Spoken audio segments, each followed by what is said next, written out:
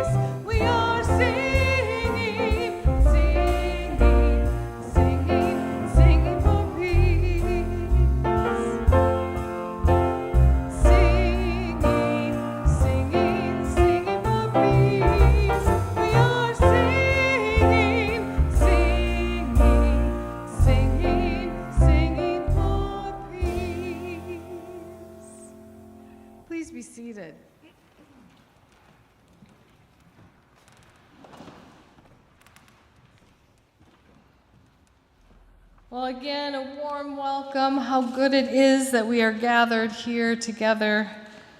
How good it is to be in this place. How good of you to take time amidst whatever festivities this long holiday weekend might bring, to come here to be together, to know true community in this time. I'm so glad that it's Sunday and we're here. I have several announcements. Even in the midst of sort of a holiday week, there's lots coming up in July. And again, I'm going to invite you, if you have not already, please sign up for the Friday email so you won't miss out on happenings that are going on here, because it would take too long to announce everything. At our annual meeting in June, we approved a 6-month budget while the deacons and other church leaders move us through a time of discernment and conversation regarding what's at stake and sort of the spiritual foundation of church finance. But part of that plan with the 6-month budget is that we are going to begin resting the building on Mondays. There's more information about this in the Friday email with a note from our Human Resources Committee. But this means that staff won't be present in the building. We'll be giving the building a gentle rest. Our tenants will be here but staff will be working remotely. Staff will be working on Mondays, I will tell you that, and you can call or email them as you would, but please know that the building will not be open. And so if there are things that you usually do here on Mondays, you need to talk to some folks to see how that could be rearranged. Again, this will go through the end of the year, and then we'll take we'll figure out if that's the plan moving forward, but at least through the fall, we'll know that this is the case. And because Tuesday is the 4th of July, the building will also be closed that day, and staff will not be working on the 4th of July. So, but we'll all be back at it in an open building on Wednesday, the 5th. Today at 10 o'clock, there is not a forum or a small group discussion, but so I invite you to stay for a cup of coffee and just have some time for conversation and getting to know one another. But next Sunday, July 9th, there is a Sunday forum in the summer. They're about once a month. The next Sunday is called Captive Wildlife Crisis Beyond Tiger King, and it's a presentation about the Wildcat Sanctuary, which is a nonprofit rescue sanctuary in Sandstone, Minnesota. That's at 10 o'clock in the chapel next Sunday, July 9th. Also next Sunday, July 9th, is a reception, artist reception for the new art that is in the Kahn Gallery called Daughters of the Earth, Activists, Artists, Educators. This display will be up until August 31st, but next Sunday at 10 a.m. there is a special artist reception, so I hope that you will plan to attend. And then beginning next Tuesday, July 11th, we start our monthly summer music series. And on July 11th at 7 p.m., it's Diva to Devo, an evening of jazz and popular music with three great entertainers, Sanford Moore at the piano and singers Dennis Spears and Greta Oglesby. So that is a free concert, July 11th at 7 p.m. right here in the sanctuary. If you don't want to miss a day at Plymouth, you could come back the next night, July 12th, and join us for our summer mid-month mingle, which is a dinner together at from 5:30 to 6:30. Following that, at 6:30, there is the next in a sequence of deacon conversations about what is at stake, the spiritual dimension of our budget. That will be held from 6:30 to 7:30 each month. The deacons will offer an opportunity to talk with you about specific issues, and each month does have a directed theme or purpose. There's lots more information about that too. I think everyone received a special email this week if you are on our email list, and so if you didn't get it, that's another reason to check in with the office to make sure we do have your email address. There should also be information on the website. I do have some sad news to report. Karen Reed, longtime member here at Plymouth, died on Thursday, June 29th, after a very long battle with dementia. And so we surround Karen's family with our love and concern. There will be a memorial service here at Plymouth, and information will be shared as soon as those details are set. Well, I'm so pleased to invite forward Christine and Sue Aston to light our peace candle.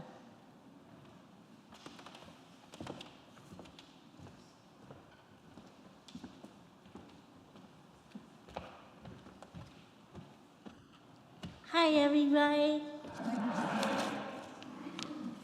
As we light the peace candle on the July 4th holiday weekend, we ask for peace for ourselves, peace for our community, and peace for our nations and the world. May it be so.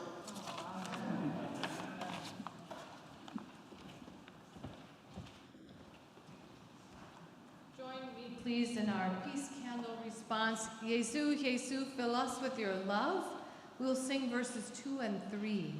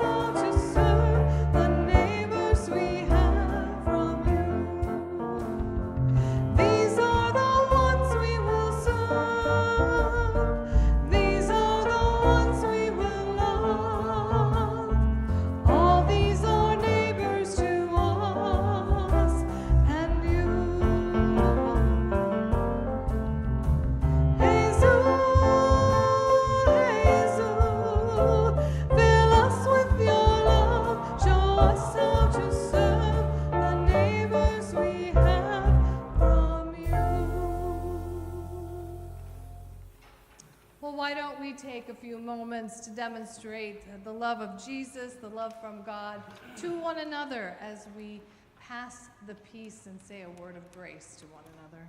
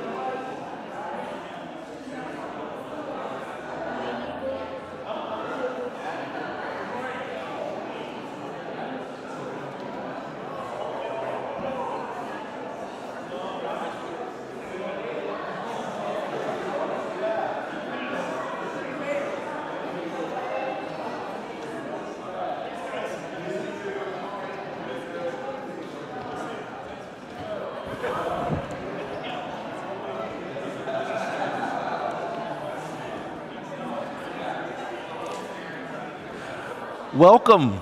Thank you so much. I'm DeWayne. Nice to meet you. I'm Letty. Yes, welcome.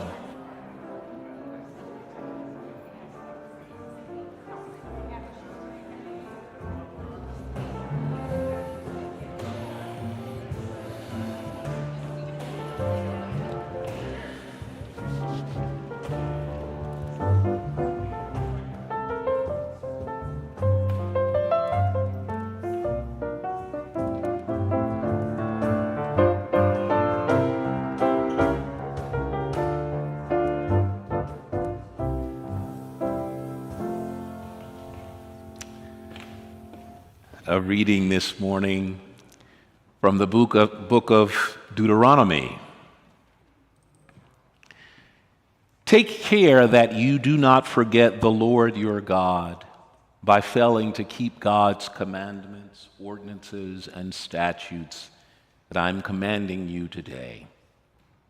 When you have eaten your fill and have built fine houses and live in them, and when your herds and flocks have multiplied, and your silver and gold is multiplied, and all that you have is multiplied, then do not exalt yourself, forgetting the Lord your God, who brought you out of the land of Egypt, out of the house of slavery, who led you through the great and terrible wilderness, an arid wasteland with poisonous snakes and scorpions. God made water flow for you from flint rock and fed you in the wilderness with manna that your ancestors did not know, to humble you, to test you, and in the end, do you good. Do not say to yourself, my power and the might of my own hand have gotten me this wealth. But remember the Lord your God. For it is God who gives you power to get wealth, so that it may be confirmed the covenant that God swore to your ancestors, as God is doing today. If you do forget Lord your God and follow other gods to serve and worship them, I solemnly warn you today that you shall surely perish. Like the nations that the Lord is destroying before you, so shall you perish, because you would not obey the voice of the Lord your God. Will you pray with me? Speak, Lord, speak. Say life-giving things within the hearing of these words. Use this weak vessel, these lips of clay, to say life-giving things. Let your people hear it and be transformed in the hearing. Reveal yourself in all the ways that we are likely and can and hope to perceive you. We will know that you are indeed our rock and redeemer. Amen. I think it is healthy and essential to periodically recall that Plymouth Church has sojourned in many wildernesses. This may be somewhat of a history lesson for some, but others might conceivably know the things of which I speak. The burning of the first church building at 4th and Nicollet. The death of Plymouth's second minister, Reverend Henry Nichols. You may even heard the story of Henry Stimson, Plymouth's fourth minister, who led Plymouth in relocating and constructing a new church building on 8th and Nicollet in the post-Civil War years. The story goes that on the day the new building was to be dedicated, Reverend Stimson interrupted and postponed the service to declare that, quote, "We cannot dedicate what is not ours," and would not permit anyone to leave until they had raised the remaining amount to retire the church's debt. They raised more than enough that morning, and the building dedication service proceeded later that evening. I think that was an early lesson. To this day, Plymouth holds no debt. Ever mindful of the obligations of those that God blessed with such abundance, in his farewell sermon, Reverend Stimson exhorted Plymouth to not neglect the work among the poor. Or you may have conceivably heard the story of Howard Kahn, Plymouth's 12th and longest-serving minister, who challenged the national church's social justice agenda and resisted the merger of the churches that would create the United Church of Christ. After that hard-fought campaign, our detractors for many years characterized Plymouth as, quote, "that wealthy reactionary congregation opposed to the social dimensions of the gospel," unquote. Notwithstanding that impertinent conclusion, throughout that period in history up unto this day, Plymouth's work and witness have been a force for good in a broken, unjust world. I say that not as a boast or a defense, but as a testimony. Because what we have done has been less a story about our goodness or righteousness or even our prosperity than a story about our faithful response to and emulation of a God who has blessed us with immeasurable gifts. We've blessed others because God has blessed us. That is our testimony.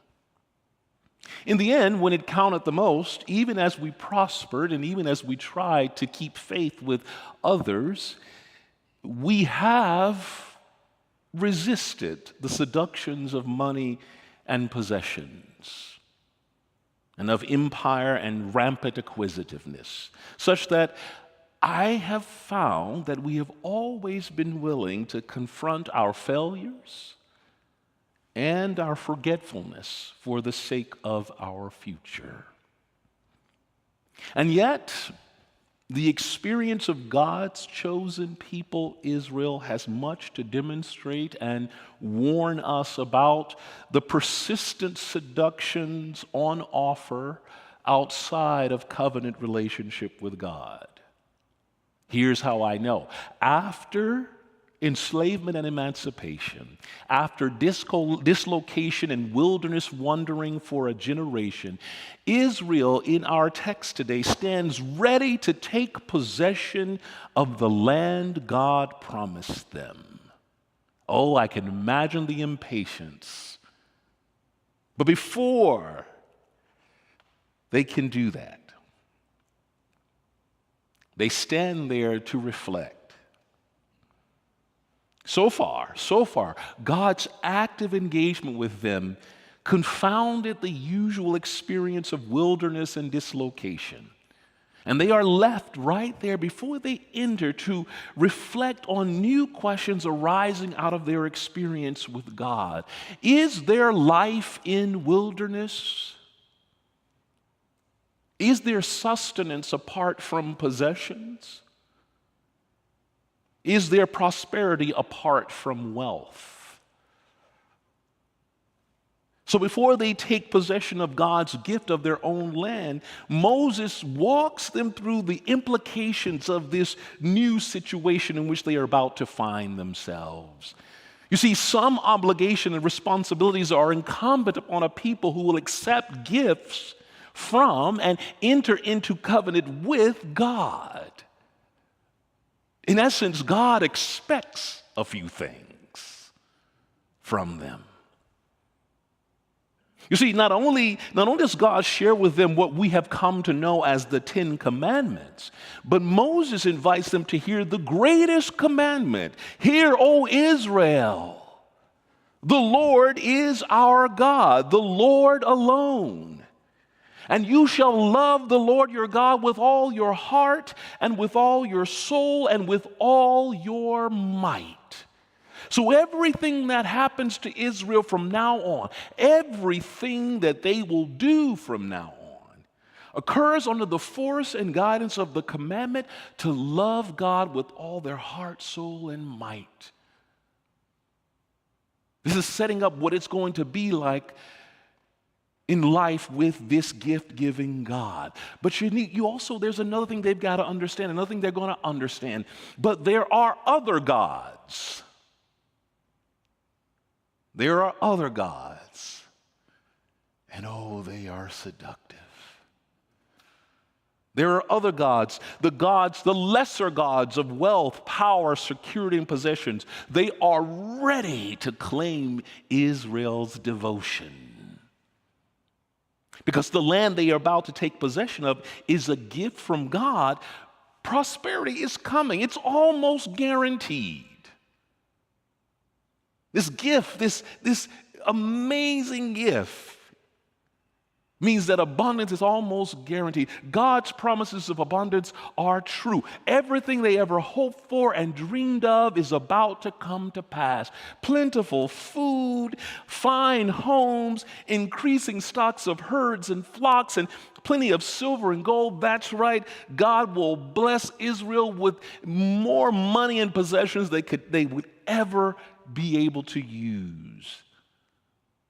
But the money and possessions are risky.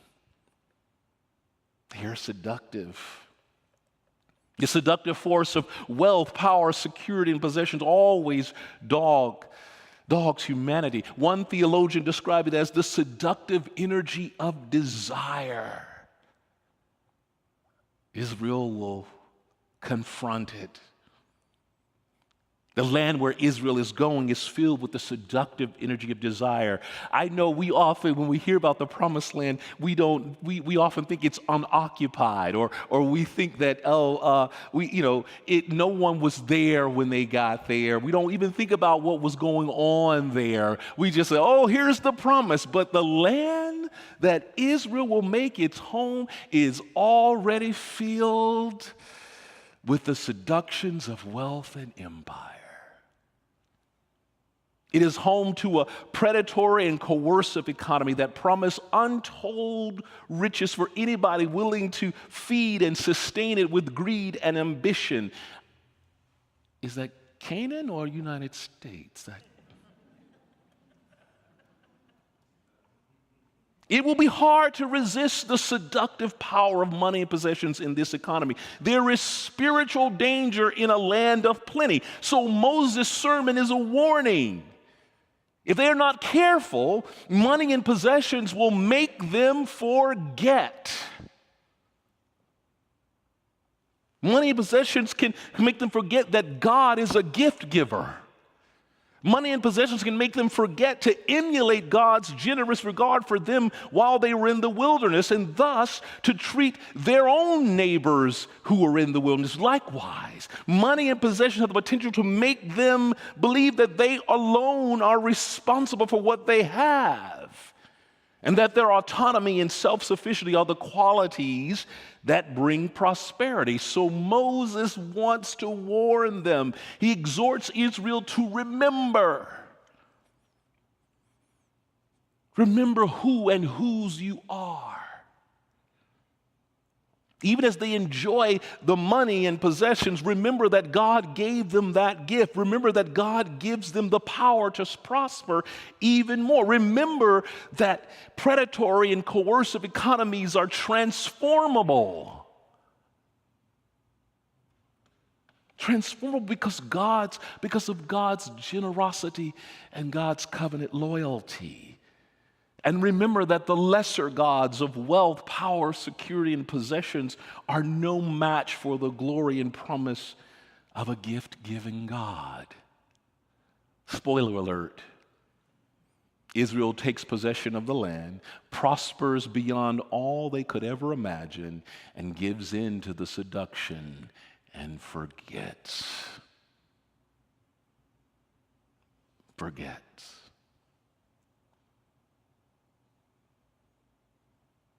It is the danger of forgetting.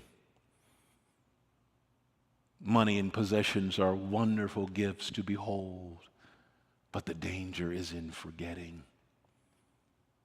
Forgetting that it is all gift, that God is a gift giver, pleased to share God's abundance with us all. But the danger is in forgetting. We cannot escape the reality that our work and witness as a church occurs within an unequal, predatory, and coercive economy in which public goods are claimed and privatized, and profits for the few exacerbate poverty and inequality. Individualism, autonomy, and self-sufficiency are prized over and above cooperation and the common good. It isn't easy to sustain a posture of gratitude and a spirit of generosity in an economy that places a premium on securing ourselves with money and possessions. Securing ourselves. I'm not talking about financial security as a byproduct of prudent stewardship in service to a larger purpose and in devotion to a generous God. I'm talking about the seductions of security that make us forget to appreciate what God has given us, that make us anxious that there will not be enough, and make us assume that everything we have came by our own brilliant, autonomous, self-sufficient hands. It may not have always been articulated, but there is a through line in the work and witness of Plymouth that makes us who we are. From that first little church that burned in an arson fire to this very moment, we've prospered because we remembered God. We remembered our covenant with God and each other. And we remembered where we came from. But the danger is still ever before us. The danger of forgetting. In our life and covenant with a gift-giving God, a God whose abundance and faithfulness and loving kindness have never wavered. When it counted the most, our approach to money and possessions does not always reflect the ambitions and commitments of that unequal, predatory economy in which we live. I pray that it never does. I pray that we never look solely to that economy to determine our course of actions. We are a gospel message to the world that a gift-giving God, the creator who made all things and the emancipator who knows, sees, and hears the cries of those in bondage and frees them, sustains within this unequal, predatory, coercive economy a glorious and gracious zone of abundance and blessing. And we share in it and we share it. That's why Jesus was so confounding to the political and religious elite of his time. He resisted the seductive energy of desire for more power, more security, more money and possessions. And people were wondering, what is up with this guy? Jesus laid out a vision of an alternative ordering of the world filled with blessings for all. In his parables, Jesus saw the economic landscape as imminently transformable if we would just remember God, remember the gift giver God. And he lived that transformed, alternate reality in the face of violent opposition. And that's where we come in. That's where we come in, Plymouth.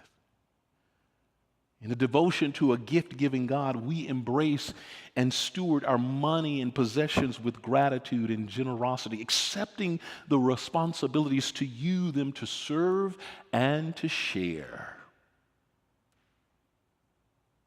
Oh, I know sometimes we forget the gift. How many times?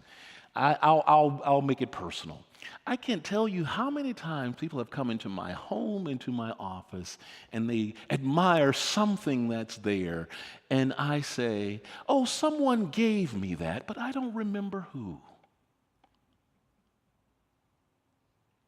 All of a sudden, the gift becomes my own possession, and I have forgotten the giver. We come in by not forgetting who is the giver of these great gifts that we enjoy.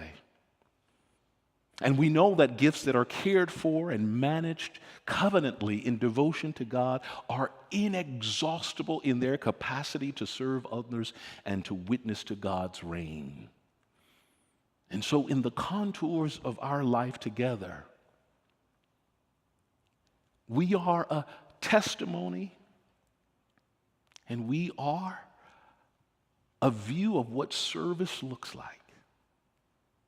And we bear witness to a God of abundance and committing ourselves to use our money and possessions to serve God's reign. In the next few months, our deacons are carrying us on a journey of reflection and discernment. As we embark on that journey, remember. We live life with a gift-giving God who is pleased to share God's abundance with us.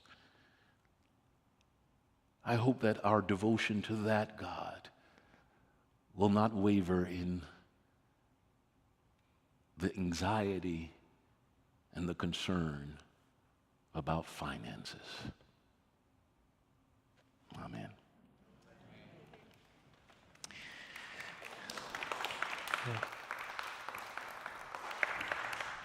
In deep humility and gratitude to God who shepherds and comforts us, let us bring our offerings to God. In thanks and gratitude, we offer these gifts to you.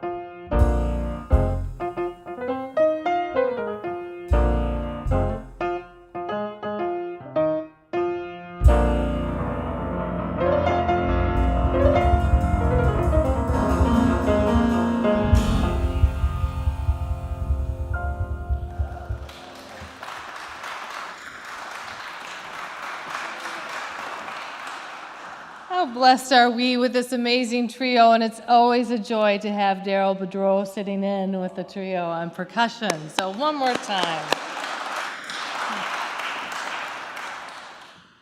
Friends, I welcome you into a time of prayer, and this is your time.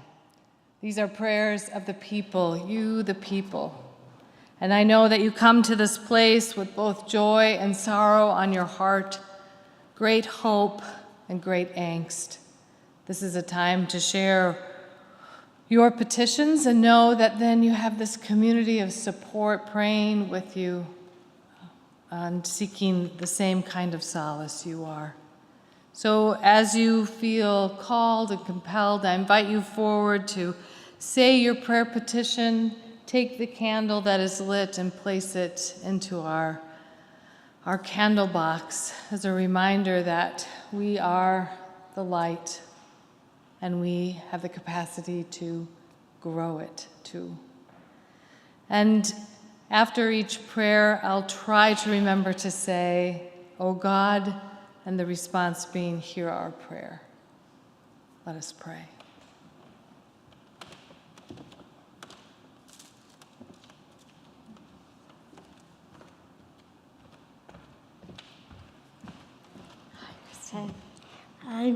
I was having this stressful time at a job because people talking about behind my back, and I try not to let that get to inside me, but someone told me I should put my foot down and talk to my job coach and test her and say how I feel.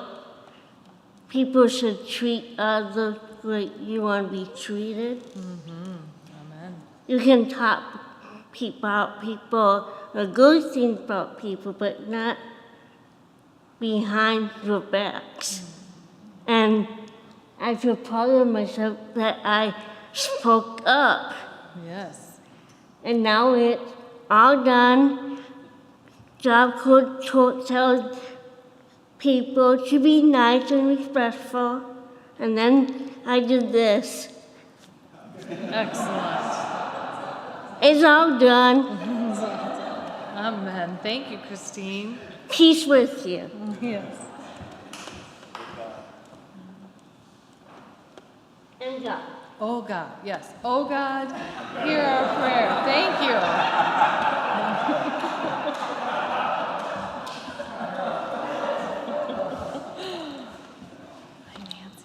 Thanks, Christine. That was beautiful. We all needed to hear that. I'm here to raise all of us in prayer for our dear friend Jean and her surgery coming up on Thursday. She's a dear friend. She's done so much for all of us, and I don't know where I personally would be without her friendship. And I know this place, this church, is better off for all the hours and years she's worked for us. I love you, Jean. Oh God, hear our prayer.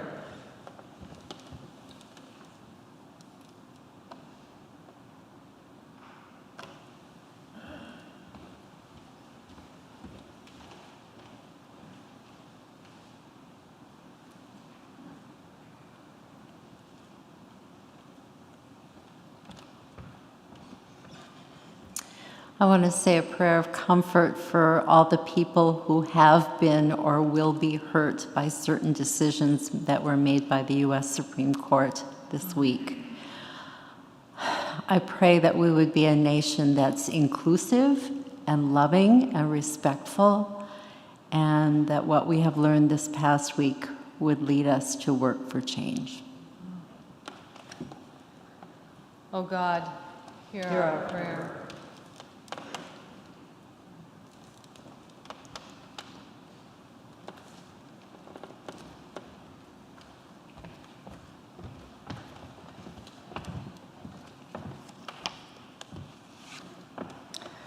My English is very well. I have translation.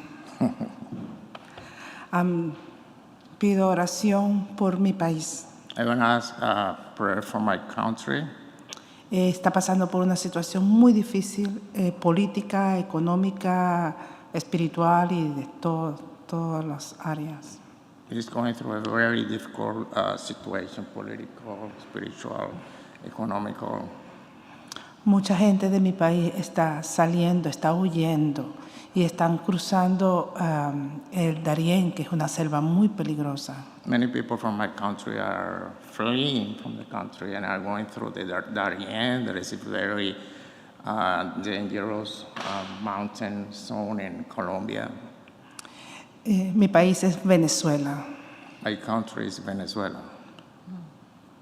Por favor, oren por mi gente venezolana que está en tantos peligros y por el país para que el Señor meta su mano y podamos volver a ser un país rico como éramos antes. Please pray for Venezuela, for our people, so God can bless Venezuela and we can be again the people the country that we used to be before, a rich country. Amen. Amen.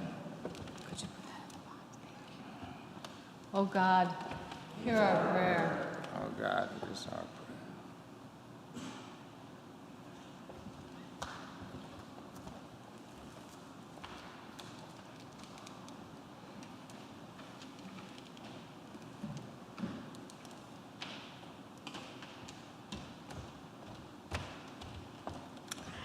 I have a dear 93-year-old friend who is dying from old age, and she is transitioning into what is next.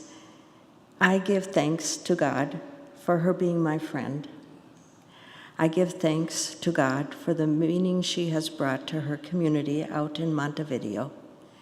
And I give thanks to God for all the hospice workers there, as well as throughout the whole world, for the incredible job they do keeping people comfortable as they go on to what is next. So again, I give God thanks for all of this. Oh God, hear our prayer.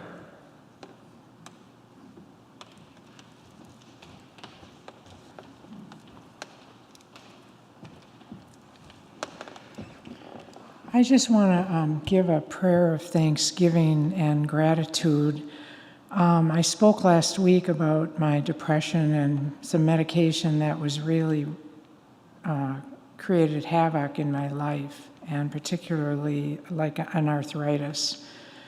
And I've been off that medication for 6 days, and just about all those symptoms have gone. And it's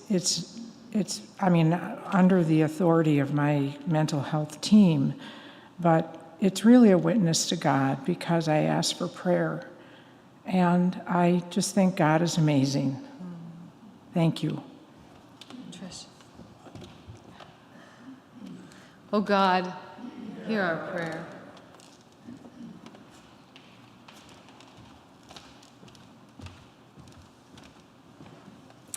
Last week, a couple of people had twofers. And so I have two prayers, and the first one is a prayer of gratitude for a young Somali mother and her son who taught a group of 5 of us yesterday from Plymouth who'd gathered at Maria's Cafe to talk about spirituality and money. And this young mother walks in with her son, and the son is so loud, he's about 3 years old, that we can hardly even hear ourselves talk. And our immediate reaction was, she's got to get control of that child. And it continued. And one of us said, there's something off with this child. This child is not just a rambunctious child. And we concluded our very spiritual conversation. And one of our members, as we were leaving, went over to the mother and put her arm on her shoulder and basically said, "How are you doing?" And she started to speak in very, very, well-spoken, and she just said, I'm so sorry, he's so loud. And our beloved member said, yes, he is. He was, but we just wanted to extend our love for you. And I sat there thinking, okay, I just came out of the campus task force where we fell in love with our neighbors. And in my case, it was really kind of in my head. I mean, it was in my heart, and so I thought, I wonder what else we could have asked her, what else we could do. And we were walking out. Sure enough, I go to my car, and she's next to me with the window down. So I just continued to have the conversation and to find out why her son had had significant surgery as a baby, and one of the outcomes was that he couldn't speak yet. So we wanted to know what resources she had, and so she's getting lots of resources. And then she just went on to tell me a little bit more about her story. And again, she apologized, and so again I could say, oh, you have given us the gift of how we can love our neighbor. And so I'm so grateful for her, and I pray for all of the immigrants and for the services that some of them are able to access. And then my closing prayer is to just reread the hymn that we sang, because I think this is the work that is happening here at Plymouth now. And it's Jesu, Jesu, Jesus, Jesus, fill us with your love. Show us how to serve the neighbors we have from you.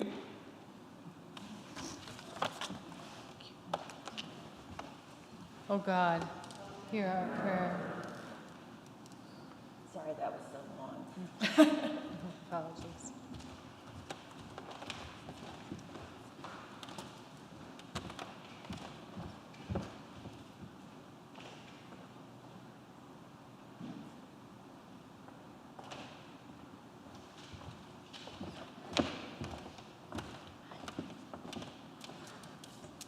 Oh God,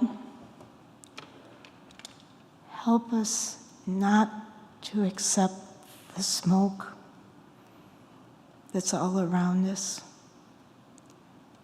Help us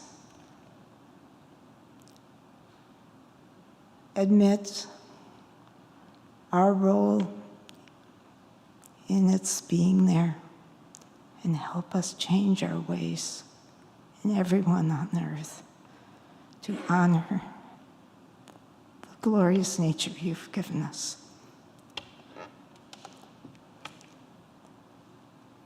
Oh God, hear our prayer.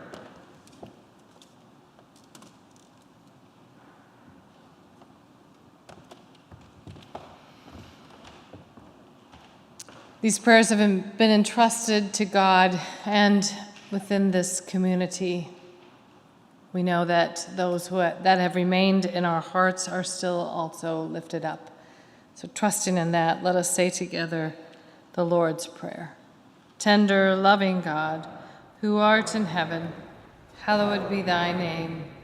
Thy kingdom come, thy will be done, on earth as it is in heaven. Give us this day our daily bread, and forgive us our debts, as we forgive our debtors.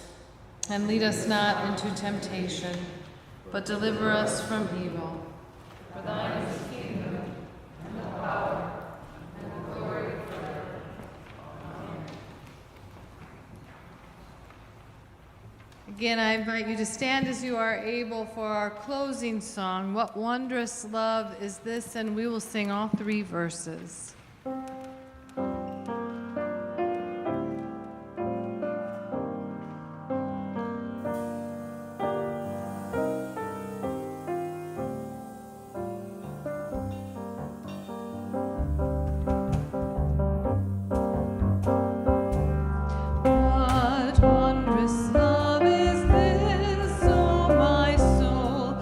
My soul, what wondrous love is this?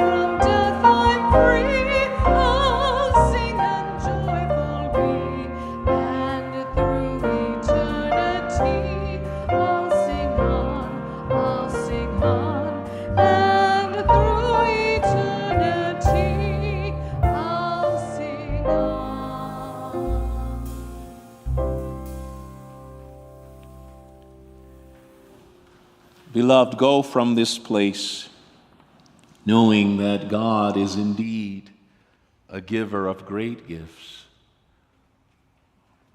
God, a gracious creator of a zone of abundance for all creation. Embrace that gift and remember who and whose we are. Amen.